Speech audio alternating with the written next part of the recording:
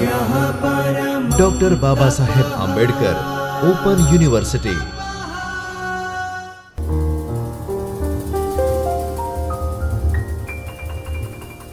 વિદ્યાર્થી મિત્રો, doctor Baba Saheb Ambedkar open યુનિવર્સિટીના ચૈતન્ય સ્ટુડિયોથી હું ડોક્ટર ગાયત્રી ગોહેલ આપનું હાર્દિક સ્વાગત કરું છું. વિદ્યાર્થી મિત્રો, આજે આપણે તૃતીય વર્ષ BA નું પેપર 9, પેપરનો કોડ છે HISM 309, ભારતનો ઇતિહાસ ઈસવીસન 1818 થી ઈસવીસન 1964 સુધી અને તેનું એકમ 11, બ્લોક નંબર 2. આપણો વિષય છે આજનો લોર્ડ કર્ઝનની આંતરિક નીતિ અને તેના સુધારાઓ વિશે આપણે વિદ્યાર્થી મિત્રો આજે ચર્ચા કરીશું. વિદ્યાર્થી મિત્રો, આજે આપણે લોર્ડ કર્ઝનના પ્રારંભિક જીવનનો અભ્યાસ કરીશું. વિદ્યાર્થી મિત્રો, આજે આપણે લોર્ડ કર્ઝનના પ્રારંભિક જીવનનો અભ્યાસ કરીશું. લોર્ડ કર્ઝનના વહીવટી સુધારાની ચર્ચા કરીશું. આ ઉપરાંત લોર્ડ કર્ઝનના નાણાકીય સુધારાની ચર્ચા કરીશું. લોર્ડ કર્ઝનના મહેસૂલી અને ખેત વિષયક સુધારાની પણ ચર્ચા કરીશું. આ સાથે સાથે લોર્ડ કર્ઝનના લશ્કરી સુધારાની પણ વિદ્યાર્થી મિત્રો આજે આપણે ચર્ચા કરીશું. આ ઉપરાંત લોર્ડ કર્ઝને ભારતમાં કેળવણીના વિકાસ માટે કેવા સુધારાઓ લીધા, આ ઉપરાંત અન્ય ક્ષેત્રે પણ કયા કયા સુધારાઓ કર્યા તેની આપણે ચર્ચા કરીશું. ચાલો વિદ્યાર્થી મિત્રો, સૌપ્રથમ આપણે આજે લોર્ડ કર્ઝનના સુધારાઓની ચર્ચા કરીએ એ પૂર્વ લોર્ડ કર્ઝનના પ્રારંભિક જીવન વિશે ચર્ચા કરીએ. લોર્ડ કર્ઝનનો જન્મ છે તે 11મી જાન્યુઆરી ઈસવીસન 1859માં થયો હતો. તેનું પૂરું નામ જ્યોર્જ નેથેલિયન કર્ઝન હતું.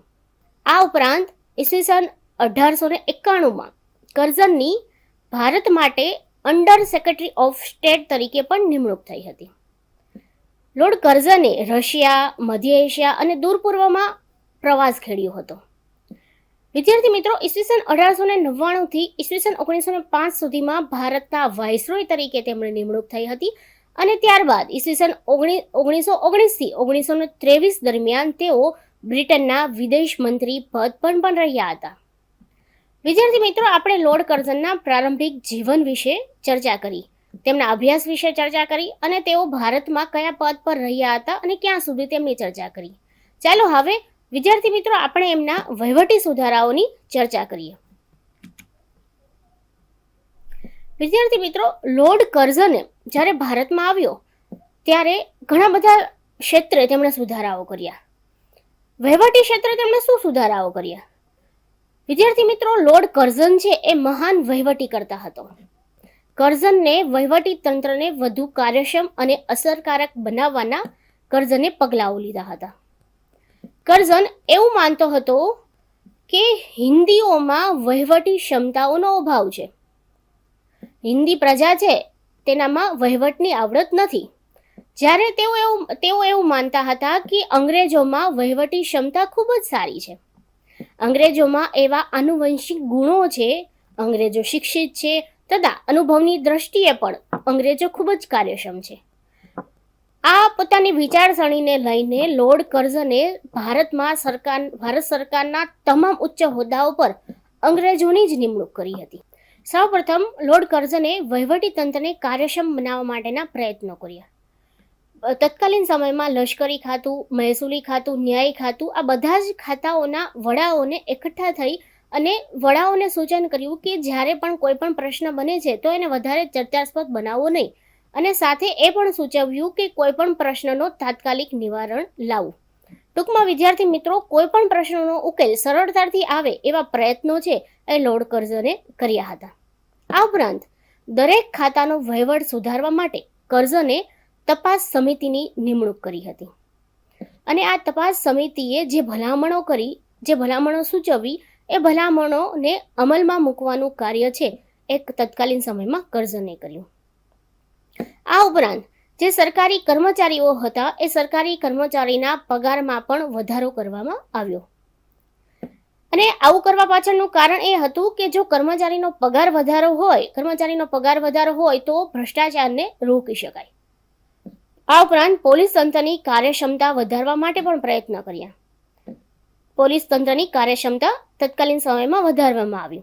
માત્ર શહેરોમાં જ નહીં, ગામડાઓમાં પણ સારી પોલીસ વ્યવસ્થા કરવામાં આવી હતી.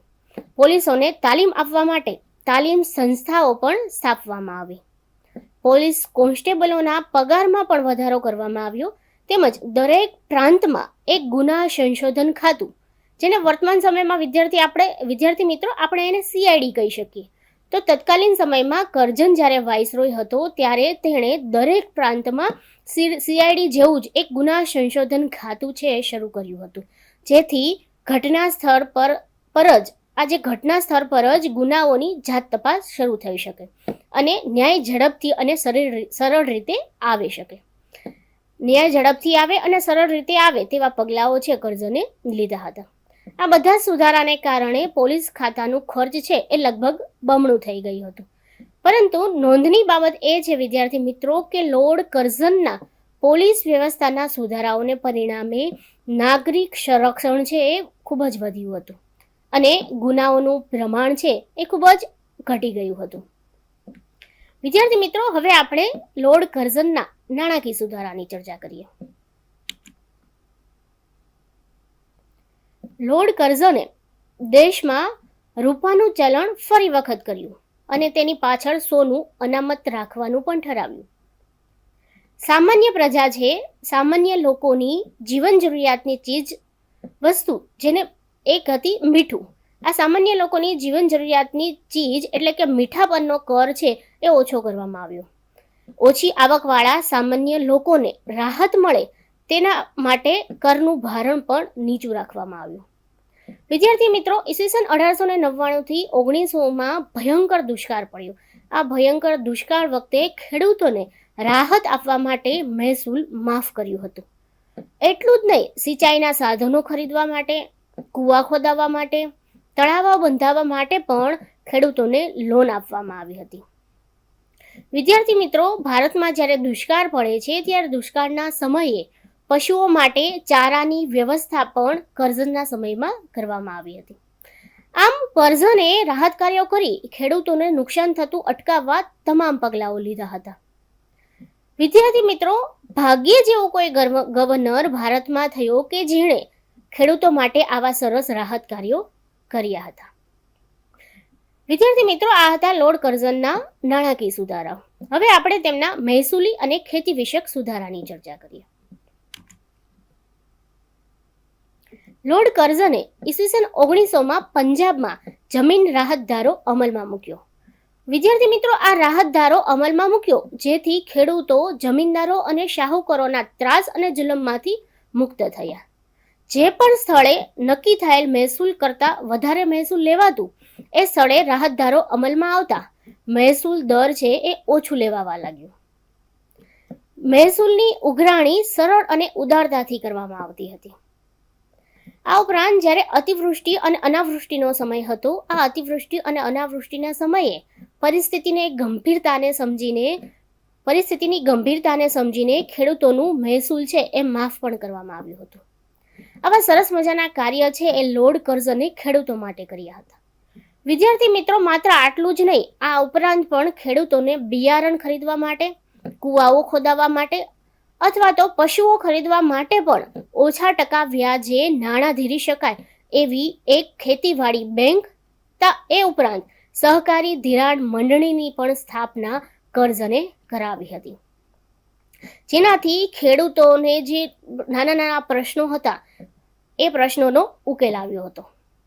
ઈસવીસન 1901માં અલગ ખેતીવાડી ખાતાની પણ સ્થાપના કરવામાં આવી હતી. ખેતીવાડી ખાતાના યોગ્ય સંચાલન માટે ઇન્સ્પેક્ટરની નિમણૂક પણ કરવામાં આવી હતી. વિદ્યાર્થી મિત્રો, બંગાળમાં પૂના ખાતે એક ખેતીવાડી સંશોધન સંસ્થા પણ સ્થાપવામાં આવી હતી. હિંદના ખેડૂતોને ખેતી અંગેનું વૈજ્ઞાનિક શિક્ષણ મળી રહે એ માટે દર વર્ષ 1,30,000 પાઉન્ડની રકમ છે એ કર્ઝને ખેતી ક્ષેત્ર વિકાસ કરવા માટે મંજૂરી આપી હતી. અને ખાસ કરીને તો ખેતીનું વૈજ્ઞાનિક શિક્ષણ ખેડૂતોને મળી રહે એ માટે 1,30,000 પાઉન્ડની રકમ છે એ મંજૂર કરી હતી. ખેતીની સ્થિતિ સુધારવા માટે કર્ઝને વૈજ્ઞાનિક પ્રયોગો પણ અમલમાં મૂક્યા હતા.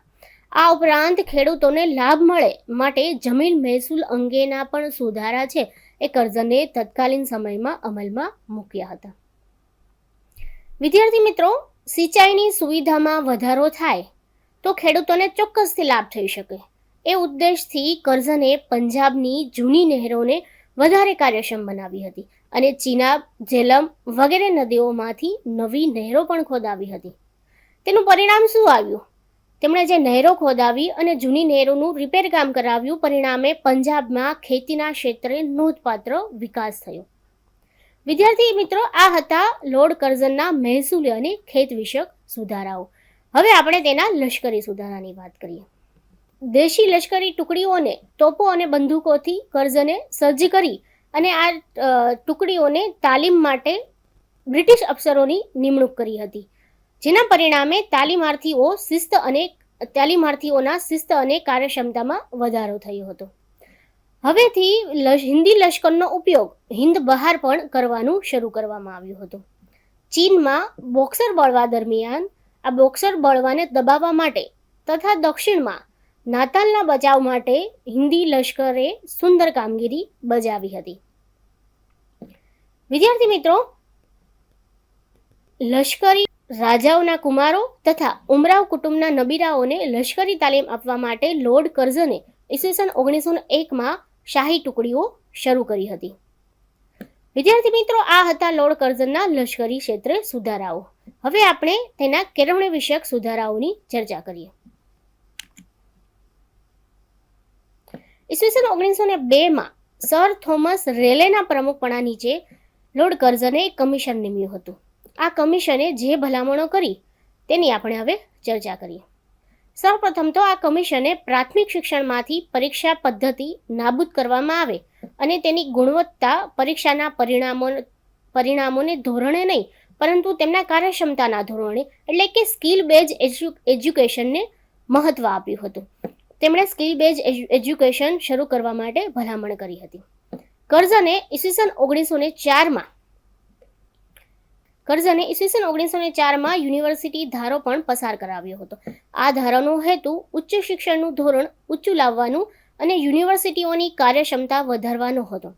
આ ધારા મુજબ એવી જોગવાઈ કરવામાં આવી હતી કે યુનિવર્સિટીએ પરીક્ષાઓ લેવા ઉપરાંત પ્રાધ્યાપકો નિમીને શિક્ષણ અને સંશોધન કાર્યને ઉત્તેજન આપવું જોઈએ. યુનિવર્સિટી સાથે જોડાયેલી તમામ કોલેજો સમગ્ર રીતે સુસજ્જ હોવી જોઈએ. પ્રાંતની દરેક પ્રાથમિક શાળામાં માતૃભાષામાં બાળકોને શિક્ષણ આપવા પર પણ ભાર મૂકવામાં આવ્યા છે. વિદ્યાર્થી મિત્રો, આજના સમયમાં જે ન્યૂ એજ્યુકેશન પોલિસી અમલમાં છે એમાં પણ આજે પ્રાથમિક શિક્ષણ ખાસ કરીને માતૃભાષામાં જ આપવાની ભલામણ કરવામાં આવે છે. તો લોર્ડ કર્ઝને પણ ઈસવીસન 1902માં જે સર થોમસ રોલેના પ્રમુખપણા નીચે જે કમિશન નિયુક્ત કર્યું હતું, આ કમિશને પણ માતૃભાષામાં પ્રાથમિક શિક્ષણ આપવાની ભલામણ કરી હતી, પરંતુ ઉચ્ચ શિક્ષણ છે અંગ્રેજીમાં જ આપવા પર ભાર મૂક્યો હતો. આ ઉપરાંત શિક્ષકોને તાલીમ આપવા માટે જુદા જુદા પ્રાંતોમાં તાલીમ શાળા અને કોલેજો શરૂ કરવા માટે પણ ભલામણ કરવામાં આવી હતી. યુનિવર્સિટીનું સંચાલન કરનારી સેનેટ, સિન્ડિકેટ અને અન્ય શિક્ષણ શાખાઓમાં લોક પ્રતિનિધિત્વ વધારવાની પણ જોગવાઈ કરવામાં આવી હતી. પરંતુ વિદ્યાર્થી મિત્રો, રેલે કમિશને જે પણ ભલામણ કરી હતી એમાંથી કેટલીક ભલામણો લોર્ડ કર્ઝનના રૂઢિચુસ્ત વિચારને અનુકૂળ હતી નહીં. જેમ કે સેનેટ અને સિન્ડિકેટમાં લોક પ્રતિનિધિત્વ વધારવાની ભલામણ જે રેલે કમિશને કરી હતી તે કર્ઝનના પોતાના વિચારો અને નીતિને અનુકૂળ આવે તે રીતે હતી નહીં. વિદ્યાર્થી મિત્રો, આપણે લોર્ડ કર્ઝનના અન્ય સુધારાઓની વાત કરીએ તો લોર્ડ કર્ઝને હિન્દમાં પુરાતત્વ ખાતાની સ્થાપના કરી હતી અને તેના વડા તરીકે સર જ્હોન માર્શલની નિમણૂક કરી હતી. આ સર જ્હોન માર્શલે મોહેંજો-દડો, હડપ્પા, નાલંદા, તક્ષશિલા, પાટલીપુત્ર, નાગાર્જુનકોંડા વગેરે સ્થળોએ ખોદકામ કરીને ભારતીય પ્રાચીન સંસ્કૃતિને શોધી કાઢી હતી. હિન્દના પ્રાચીન સ્મારકો તથા ઐતિહાસિક કલા કારીગરીની વસ્તુઓની જાળવણી કરતો તેણે કાયદો પસાર કર્યો હતો. આ ખાતાએ પ્રાચીન ઇમારતોનું સમારકામ પણ કરાવ્યું હતું. કર્ઝને પોતાના આ પગલાંથી વિદેશીઓ તથા ભારતીયોમાં ભારતીય કલા પ્રત્યે નવો રસ જગાડ્યો હતો અને તેમાં સંશોધનને ઉત્તેજન પણ આપ્યું હતું. આ કાર્ય માટે હિન્દીઓ લોર્ડ કર્ઝનના ખરેખર ઋણી છે. ભારતના તત્કાલીન સમયના જે પ્રજા હતી, લોકો હતા, તેમને ભારતની પ્રાચીન ગૌરવ અને સંસ્કૃતિ વિશે જરા પણ ખ્યાલ ન હતો. લોર્ડ કર્ઝને પુરાતત્વ ખાતાની સ્થાપના કરી અને ભારતની જે પ્રાચીન સભ્યતા છે, પ્રાચીન શહેરો છે, આ પ્રાચીન સભ્યતા અને શહેરો છે એનું ખોદકામ કરાવ્યું અને ભારતીય લોકોને તેમની પ્રાચીન સંસ્કૃતિથી ઉજાગર કરવાના પ્રયત્ન કર્યા હતા. વિદ્યાર્થી મિત્રો, આજે આપણે લોર્ડ કર્ઝનના વહીવટી ક્ષેત્રે સુધારાઓ, કેળવણી વિષયક સુધારાઓ, લશ્કરી ક્ષેત્રે સુધારાઓ તેમજ પુરાતત્વ ખાતાની સ્થાપના કરીને ભારતીય સંસ્કૃતિને ગૌરવ અપાવવાનું જે કામ કર્યું એ વિશે ચર્ચા કરી. વિદ્યાર્થી મિત્રો, આપણે ફરી એક નવા વિષય અને નવા એકમ સાથે મળીશું. નમસ્કાર. स्वाध्यायः परः